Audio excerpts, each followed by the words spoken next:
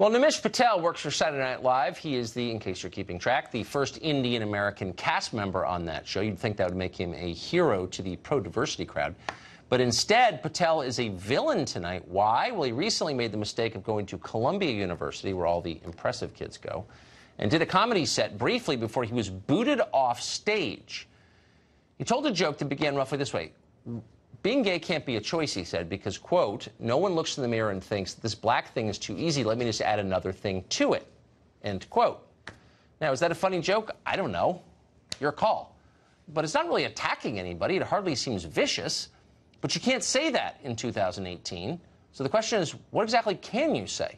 Well, Dave Portnoy seems to say exactly whatever he wants to say all the time. He's the founder of Barstool Sports. For some reason, it's working for him, if nobody else. He joins us tonight to tell us how he does that. Dave, thanks a lot for joining us.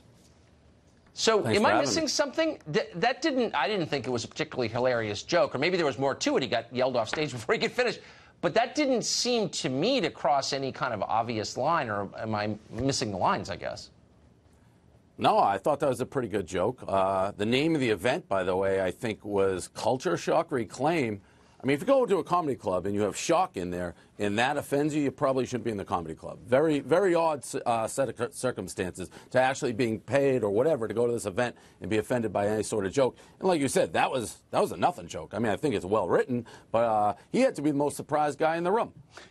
I mean, what's amazing to me is this is Columbia. Like, these are supposed to be the smartest, most sophisticated young people in America, certainly the ones with the highest SAT scores. What does it tell you that they have literally no sense of humor?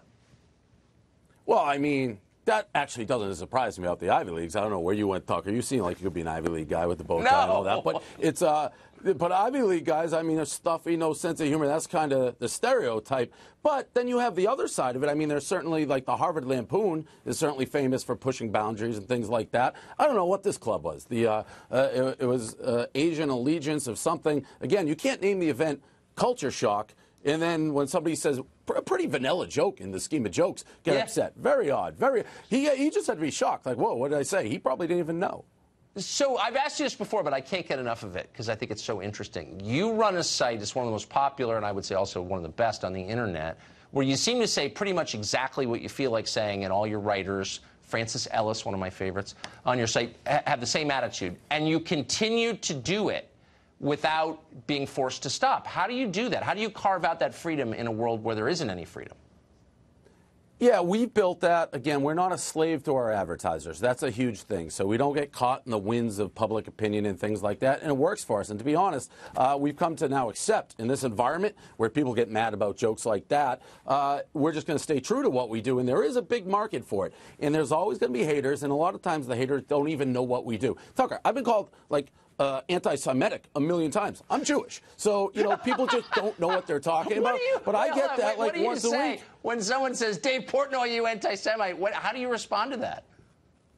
It depends what type of mood. Sometimes I'll be like, yeah, you're right, you nailed it. I'm like a Nazi or something. But it's just, and again, I'm playing, and people are so crazy they may take that out of context. So, you know, we are a comedy site. We're comfortable in what we do. But if people don't like something, they feel like they're right. They don't want to hear the other side of the coin. But they'll go out of the way. There were pictures of me, Tucker, on this show, and somebody tried to say somehow that made me, like, anti-Semite. And it's like, dude, I'm Jewish. So what are you talking about? People just don't really want to look into the context or what's going on. And we've embraced it. And there is a big market for it. And I think that makes us more popular in this day and age when people are afraid to say, you know, that joke that guy got booted off stage for, that's ridiculous. Steve Carell, The Office, my personal favorite comedy, he was on record, I think, a couple weeks ago. He says, The Office couldn't exist now. Two people would get mad. Exactly. I mean, that's a shame. That's a true shame.